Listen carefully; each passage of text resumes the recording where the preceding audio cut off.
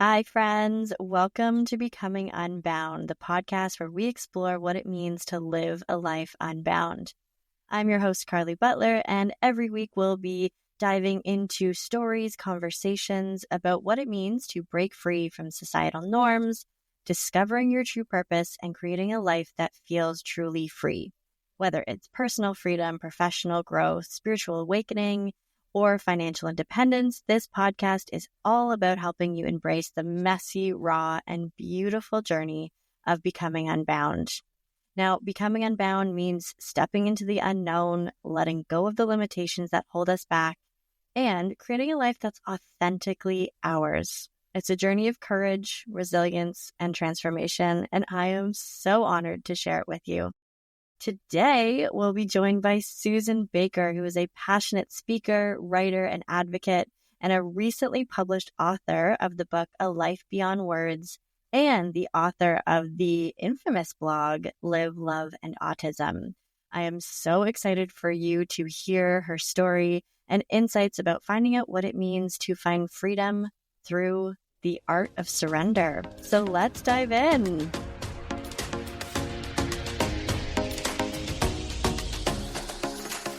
Welcome, Susan. Welcome to the podcast. Thank you. Thanks, Carly. So fun to be here. I'm so honored that you are here. We've had such a beautiful sort of like how we met and our sort of story of coming together. I feel so honored to know you and your family. And let's sort of start off with like, how did we meet? Let's tell that story a little bit about how we came to know one another, because for me, it's quite special. Yeah, absolutely. Yeah, well, speaking of, living unbound and freedom and stepping outside of, I think, what our comfort zones are, right? So if we bring ourselves back to a couple years ago, the year would have been 2021, I believe. And we were all internationally experiencing a way of living that was unusual and never before, right?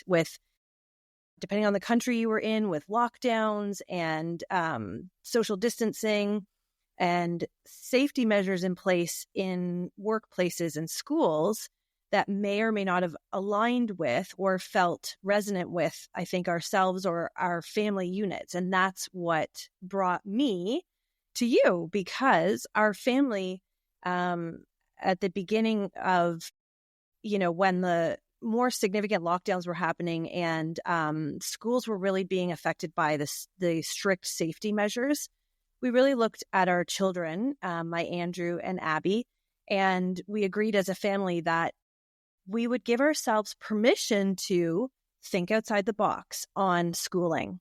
And so it would have been Abby's grade 4 year that we decided to actually pull her out of the public school system and do things differently. And what that looked like was we agreed with another family to co-host a learning pod or, a small learning group at home. So alternating between our two houses with a group of 4 grade 4 students. We figured, what if we got to lose? We had time flexibility for us to be able to host. We had some financial freedom and ability to do that.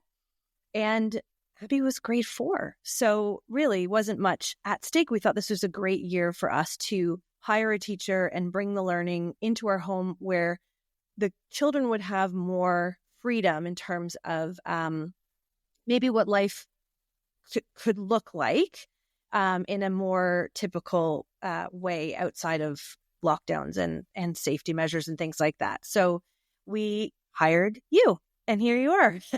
Yeah. We were so thrilled. I remember when we interviewed you, when we first met you, it was unanimous among the families that it was just such a great initial connection to you. And we knew you were highly qualified and passionate and like-minded and learning oriented, and in such an intuitive and practical way for the kids. And it was really one of Abby's best schooling years to date. She's now grade 7, Carly.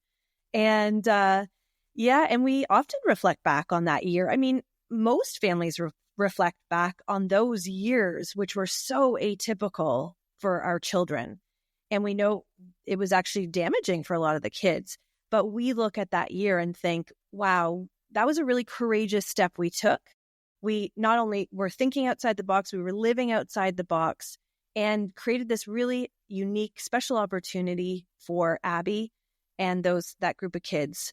And it was unlike anything else. So yeah, that's how we know you.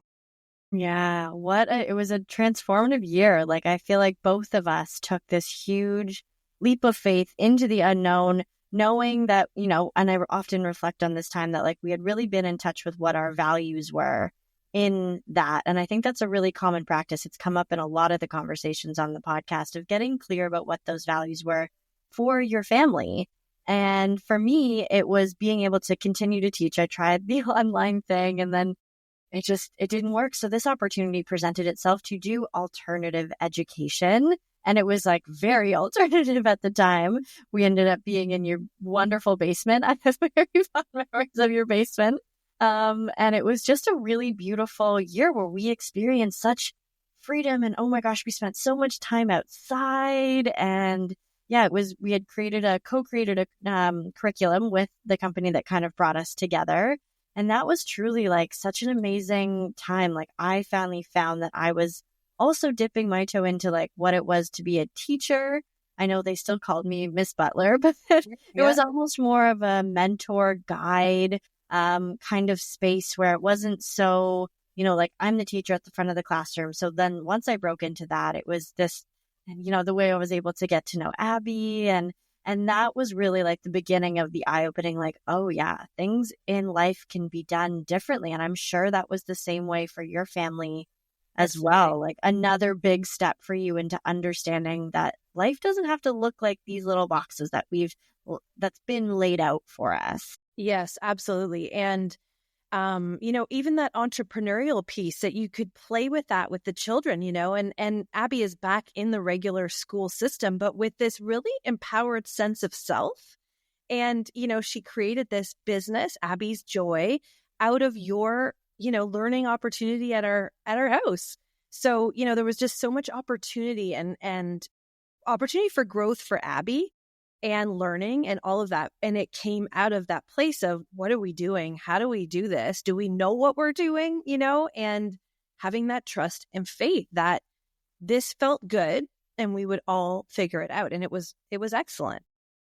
Yeah, especially in a time where a lot of people were experiencing the opposite, and whatever reflections you have on that time, like for us, it was this transformative, empowering time where we were like, no, we took all of what was going on. We brought the power back into our own hands. We made decisions for ourselves that worked out. And now I reflect back on it. I was like, that was one of the best decisions I had ever made. And it's like, and then I feel like I tried to go back into like a more structured teaching set place. And I was like, oh, this isn't as personal as I thought it would be. Like, I mean, I was in your basements. Like, it was just this next level. And I remember, and someone correct me if I'm wrong, but in Vietnamese, there's the second word for teacher is actually like second mom.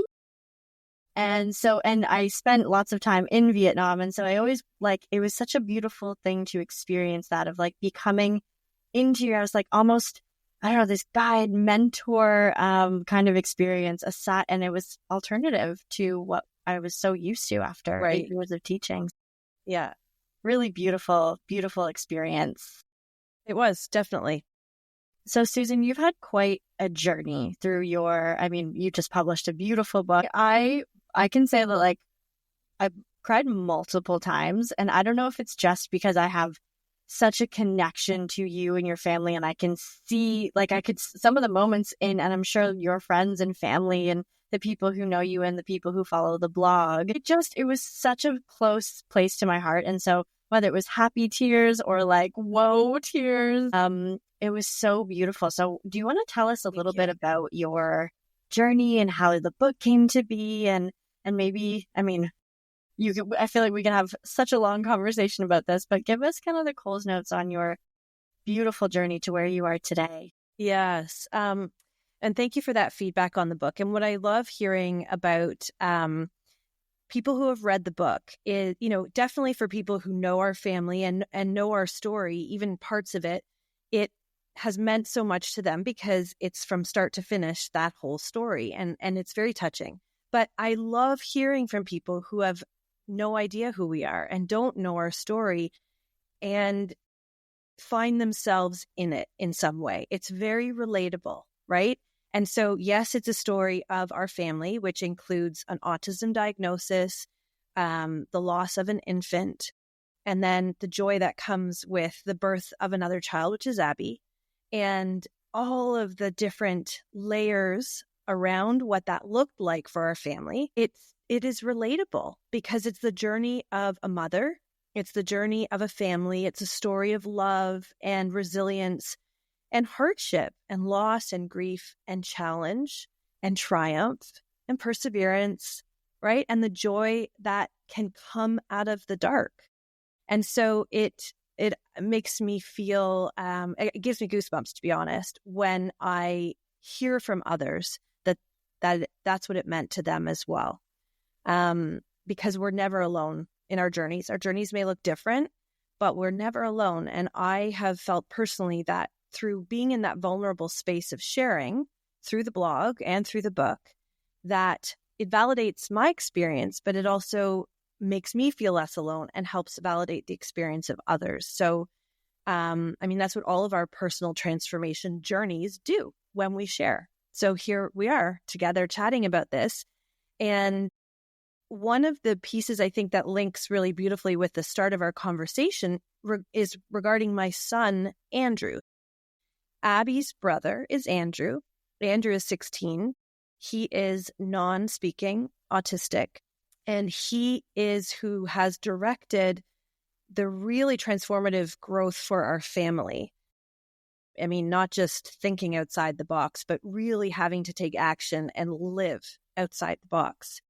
And even from the framework of schooling, we advocated really hard when Andrew was first diagnosed with autism to have him included as much as possible in mainstream schooling, that it would not only benefit Andrew, who's capable of learning, but it would benefit all of the children, because that's what an inclusive society looks like in real life, right? And if we don't give our children these opportunities to be with people who may look and sound and act different from us, how do we build that tolerance as adults, as a community, and as a society? So we always advocated for that for our children, for Andrew. There came a point, however, where Andrew's needs became very high. He's non-speaking, and we really didn't know how to support him with accessing learning in a typical school environment. And so we always had to do kind of like a hybrid approach. So part-time at regular school with, quote, regular kids, the typical population, and then part-time at a supported therapy center, for example. At one point, it became very difficult. Andrew was probably 8 years old, and we had we were doing all sorts of different things, different therapies and different schooling and centers. My back history is I'm a holistic nutritionist by training. And so I did a lot of holistic therapies with Andrew as well. So from everything from, good nutrition and diet to supplements, different forms of cleansing and detoxification, sort of with this assumption that he's my child. He's the child of a holistic health practitioner who believes that when you support the body, you can bring health and healing to the whole person. And I think I was really still stuck on my child should look different than he is. My autistic child should be the one you hear about who recovers, quote unquote, from autism, right? That's a term that's used in the autism community, based on this idea that we're supposed to fix our kids. And I use those terms very gently because they are very charged for a lot of us as parents, because you get to a point where all you want to do is to love and accept your child as they are.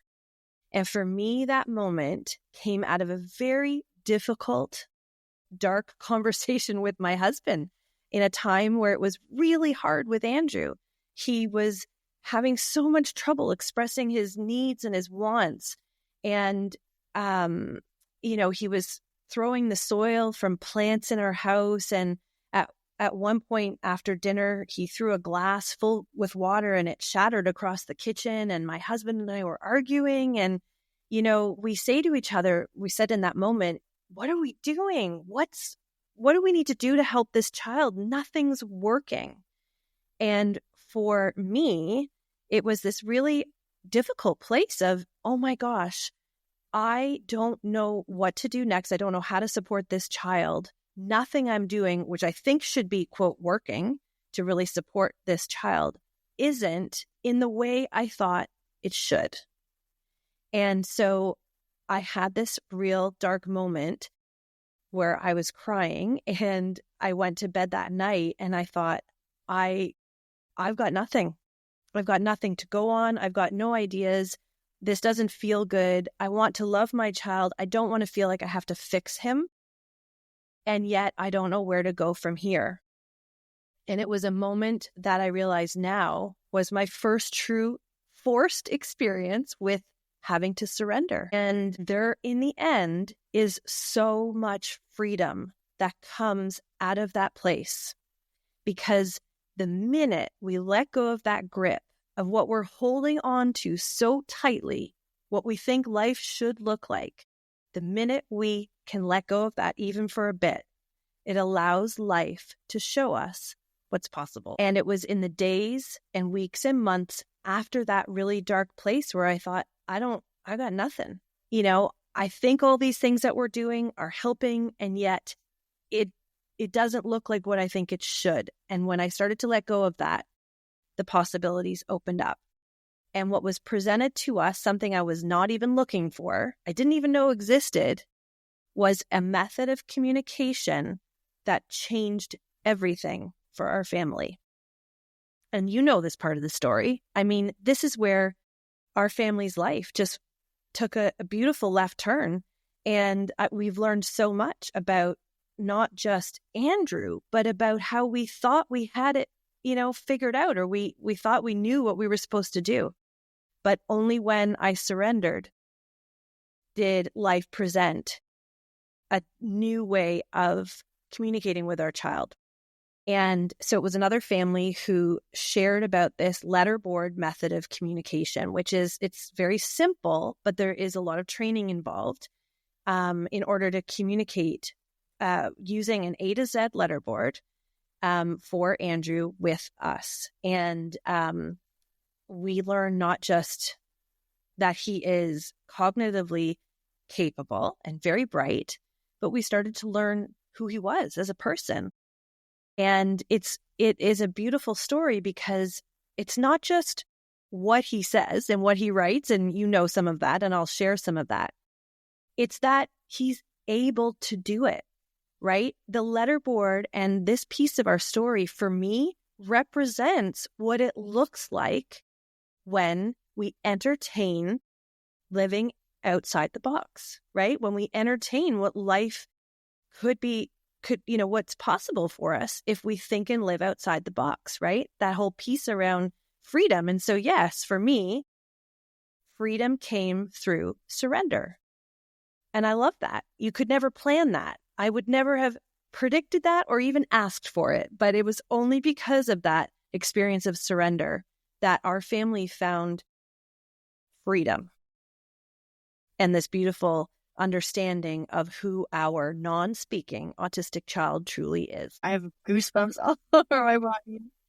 It's incredible what is possible when you choose to let go of that grip. And someone once described it to me as, if you're walking around with your fists all fisted up, and then like if you look at your fist, like what on earth can land on that? Not a bird, not a butterfly, not anything. There's no light in the middle of that. It is dark and tense. But what happens when you start to let go and open up your palm and open that up? Now look at the space that you've created, the amount of things that could land on there for you, and the light that can get through your fingers, and like all of those things. And yeah, when you're gripping on and trying and working, and it sounds like from your holistic background, like you tried everything. And it was like the moment you stopped trying, all of a sudden it was like, I mean, not that you ever stopped trying to love and accept and understand more. All of a sudden you just had to like, okay, well, this isn't working. Why don't I do less? And then boom, you have this like open palm where something could land in, and you provided that space. It's so beautiful. And I think you were already looking outside the box, right, Susan? Like you were already, thinking different methodologies and ways that you could help soothe and help understand your son and all these kinds of things. And you had, you were already kind of equipped for that. Mm-hmm. There was that last piece of just being like, okay, well, what haven't I tried? Well, I haven't tried doing nothing. That's it. Yeah. Because that's just it. I didn't then let go of all those other things we were doing, right? Like all the, the nutrition and the supplements and the movement therapy and the time outside in nature. None of that went away. All of that was important. I still believe all of that, brought Andrew to the place and the person that he is, for sure. And I still recommend that to families. That's what holistic means, really, is like looking at that whole picture for each of us. But exactly that, the missing piece, and it was literally the piece within myself, was, okay, Susan, you've got this, but you're missing one thing, which is that you don't have to control all of this. You need to lessen the grip, because life is going to show you things that you don't know about, but only if you can lighten up, right? So yeah, it's like a subtlety. It's like a nuance, really, because, it was partly letting go as well of fixing my child and thinking like, oh, autism is this thing that needs to be solved. There's so much we don't know about the autistic mind and the autistic person. And there's so much we don't know about a lot of things, right? And so it was almost like an ego check and a humbling to realize I don't need to have it all figured out, right? Can I be open enough to not having it all figured out? Can I be open enough to learning things in a different way and being shown a different way? And that's really where that freedom came from, was, okay, just like lighten up the grip a little bit, as you say, allow yourself to receive. And that's what happened. That's incredible. And I think it's so, like when I met you with the letter board. And so what I think is so fascinating is that this lesson that you felt you like needed to learn, through like, it feels like Andrew had been trying to tell you that for a long time, like without words, but with like in this sense of like listening and stillness and you had discovered so long ago that being in nature was what was best and how he was grounding and what that did for your family and all the activities that you guys were able to do. And I feel like that be still, do less, quiet your mind, quiet your body. Like there's a quote, something about like being still and listening and just like doing less, and then figuring out that in that silence, in that lack of words, that's where there's magic. Like we try to explain our way out of all these things, and it's the human condition just to like put words onto situations, or like I feel, unfree, or I feel shackled. I think about the words that I've put onto my own life, and it's like, well, do we really need that, or can we just like have an understanding of it, understanding it is what it is, and then just do less with it? Yeah. Andrew writes, everything is to surrender because everything else is just struggle, right? But he wrote that in the last couple of years. So I didn't have that message from him when he was little, right? When he was little, I mean, listen, it's not an easy path. Having a child with an autism diagnosis is a very, very difficult path.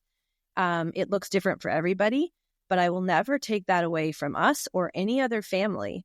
And so, of course, you're busy trying to figure it all out. And, you all also feel like you've got this race against time. But certainly in the years after learning how to surrender, I had to revisit surrender again and again.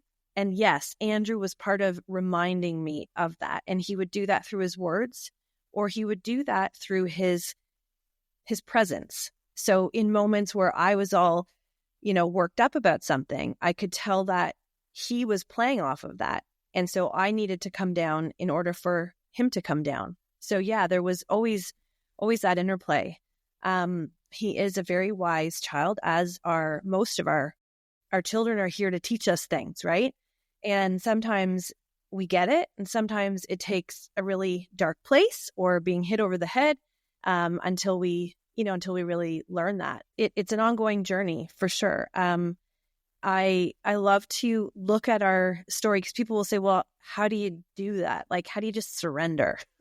Or how do you allow life to present itself? And there's three things I think of, and it kind of came through me when I was writing the book.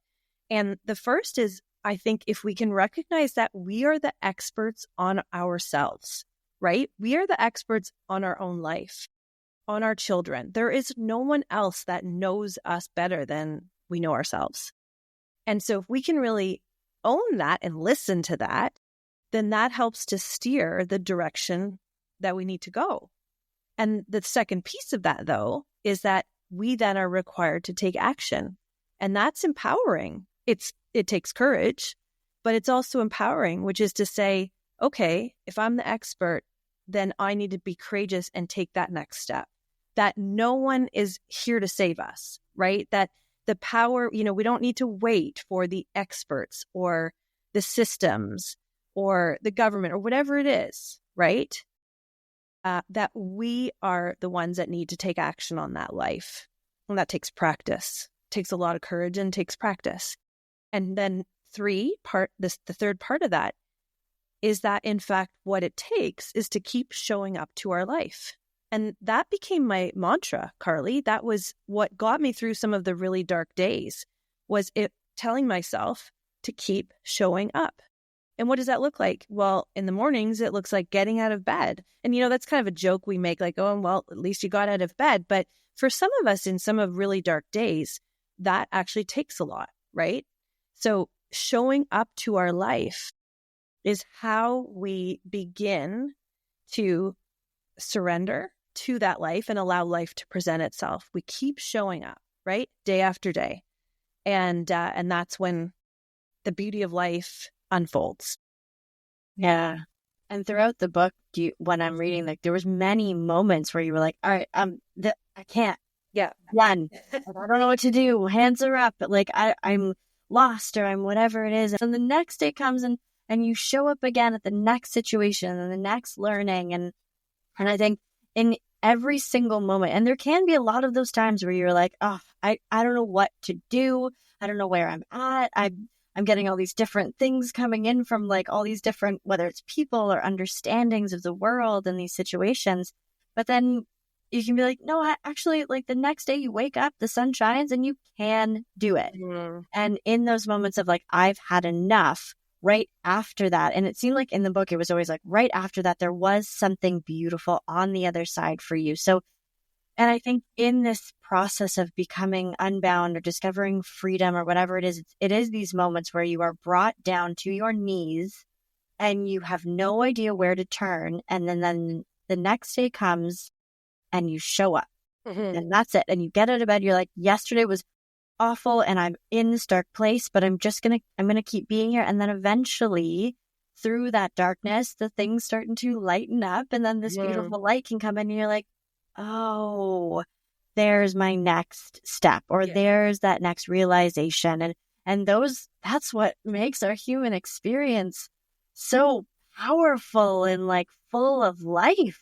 And there is that polarity of like the darkness and the light, and there cannot be one without the other. And I think that's, you only know love and bliss because you've known suffering and hardship. And I feel like the book is such a beautiful demonstration of that. And I found a lot of that. That was one of the pieces that I connected really well to it in the book. Yeah, it's so true. I love that. I mean, and it almost sounds cliche, but I think all of us have that in our life. It looks different. I keep saying that, but we all go through the dark. And I think that is when it allows us to really appreciate the light when it's in our life. I'm going to read something from the book, Carly. It's one of Andrew's quotes, which are, trickled through the book. He writes, "We need to remember that we are powerful. We hold the ability to create a beautiful world."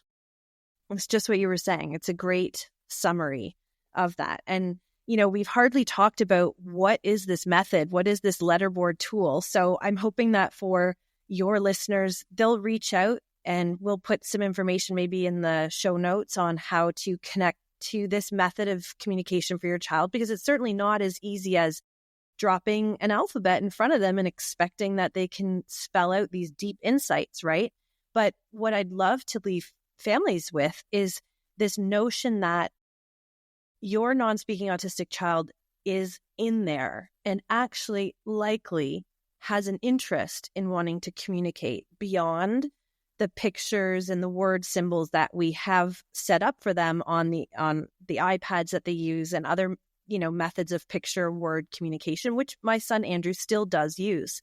So the letterboard is now sort of a deeper opportunity for Andrew to really share who he is. And it's incredible because we just didn't expect it, right? We never sat with him and read extensively to him, because we really didn't know that he was in there to the extent that he was. And, we feel some shame and guilt around that a little bit, but I think that's why I wrote the book, Carly, because it's so empowering for families to know that all they have to do, step one, is to presume competence in their child, that there is someone there, even though it might look like their child is in another world. So again, it's giving ourselves, our children, ourselves as parents, this opportunity to think outside of what the norm is telling us, what the experts are telling us. There's freedom in that if we can courageously look outside of that, right? Yeah, it's not the end of the road when someone says, well, that's all we can do. It's like, well, okay, that's all you can think of that I can do. And here I go on to my own journey, and I'm going to start paving the way for my own family, or whatever it is for your kids, to really discover that there could be something else out there that is something you didn't even know that you had to surrender, and then it just kind of flows to you. And we talk a lot on this podcast about those leaps of faith and about stepping into the darkness and just having this faith that you're like, okay, there's going to be something on the other side of this.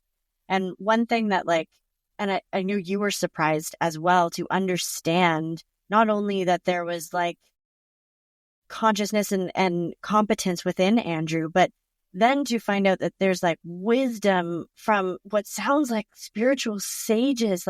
I remember I don't remember the words that Andrew said to me. It was one of the last kind of days of the pod. We were kind of winding down. It was summer, and he said something so profound to me, and I wish I wrote it down. The words were, it was just something about having faith within myself, and that I had everything that I needed. And it kind of knocked me back just to be like, wow, this is wisdom that I would pay thousands of dollars for a spiritual guru to come and do some reading for me. You know what I mean? And then understand that there is this wisdom and this almost this connection to whatever it is, source, God, universe, the divine, whatever it is. That was what I walked away understanding from Andrew, was that there was something way greater than that. And that was always, for me, as a teacher, I had many opportunities to be in these more high needs classrooms and to sort of be interacting with students like that. And I'd always felt this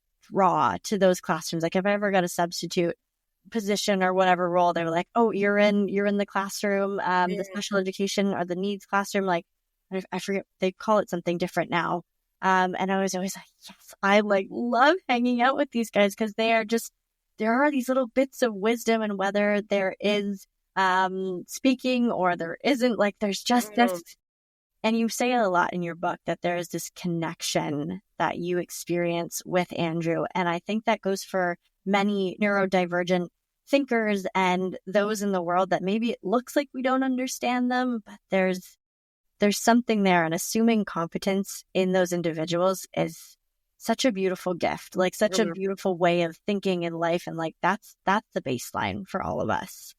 And yeah, absolutely. Well, and I think with the, a neurodiverse population, or a population of people, including anywhere in our communities, that kind of force us to look and think differently, right? And well, Andrew, anyway, in our family has really pushed us to look at what our priorities are, what our values are, how we spend our time. And when he writes the things he writes, I mean, listen, and he can also be coy and funny and, a bit sassy or whatever. So, right. But he also does write such incredible wisdom. But when we say to him, well, what the heck, where does that come from? And he looks at us like, it's what everybody should know. And he'll write that. He'll say, it resonates so much with you because this is universal truth. These are, I'm not saying anything, like, these are things we all know to be true, but you are all so busy in your lives that you forget or you don't listen. And so Andrew writes things we all know to be true.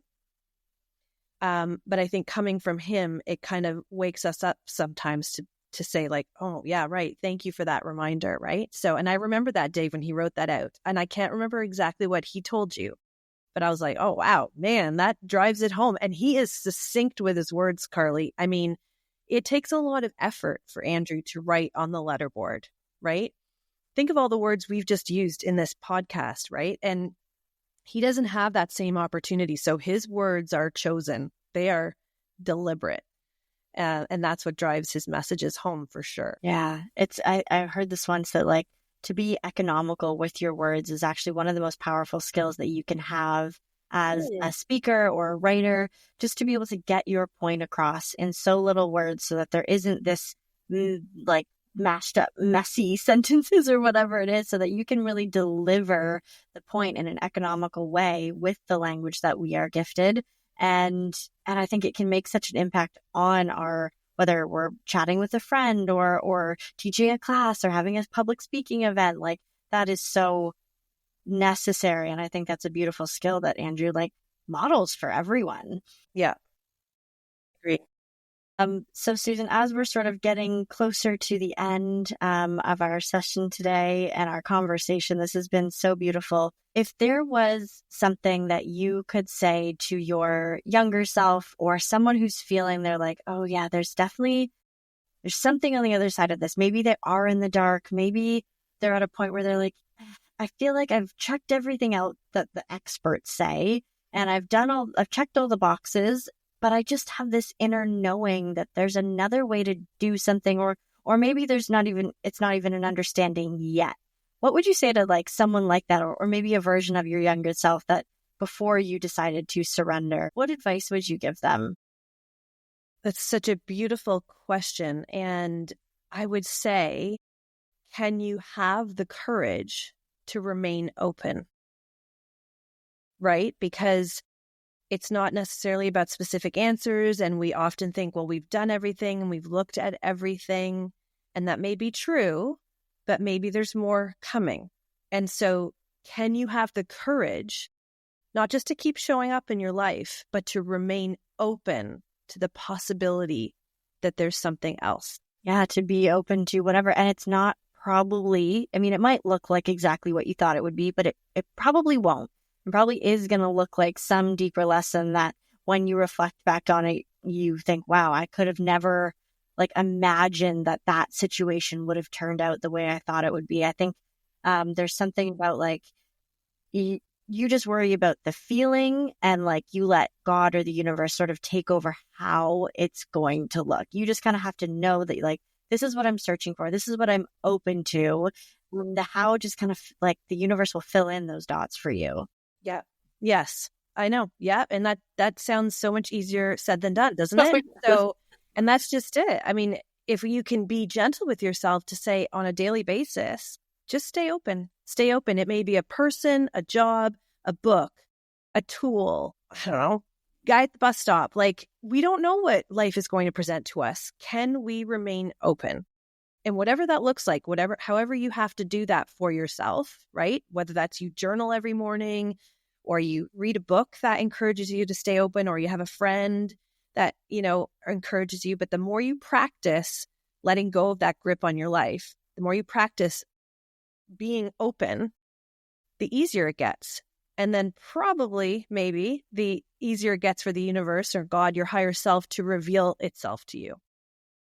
Easier said than done, but absolutely possible. Absolutely possible. I mean, that's my story, right? And it's an incredible experience when you look in hindsight at how being open completely shifts your life. It's awesome. It's amazing. But it does take that reflection, and it does take those challenges and those moments where you are just about ready to give up, that like those, it isn't without those challenges. And I think if we can always just remember and think back, and understand that when we are presented with these challenges, you can sort of be like, ooh, this is hard. This is a challenge. And if you can like be conscious of that, then you're like, but every other challenge in my life has led to something beautiful. So I'm going to muddle through this and be in the mud and keep showing up in the mud, and then be like, and just have that awareness that like, I don't know what's on the other side, but like, it's going to be okay. Yeah. Yes. Absolutely. Yeah. So, Susan, thank you so much for your time. This has been amazing. Where can people find you? I'm going to put everything in the show notes, but where can people find you if they want to know more about your story, more of your writing? For the day-to-day, everyday life stuff, come and follow us on Instagram at Life with Susan, or on Facebook. The blog is Life, Love, and Autism. And then beyond that, I would grab a copy of A Life Beyond Words, because that is available anywhere online. And it's not just a beautiful story, but it also, I think, really encourages people to model that concept of being open and to keep showing up. And please be in touch. That would be awesome. Yeah, amazing. And I know you've got so many people. Like, I always watch the connections that people make with you, and you share so much of that on socials and whatnot. So it's so beautiful to understand that your story has such an impact on people, and whether you can, like, whatever it is that you relate to within that story, it's a beautiful opportunity to not feel so alone in a world that sometimes feels like we don't know the answers and we don't know what's coming next. And to see what your story has led to, and how you're sort of sharing that now, it's so beautiful. So thank you so much for your time, Susan. Oh, you're welcome. This has been great. And I feel like I'll have to get you back on the podcast. I feel like we could talk so much more about all the lessons and the things, but maybe until your next book. Right. Oh my gosh. No pressure, but I'm open. You are open. Amazing. Anyway, thanks for the chat, Carly. Amazing. Thanks everyone for tuning in, and keep living that unbound life. We're here to find freedom through surrender. Amazing.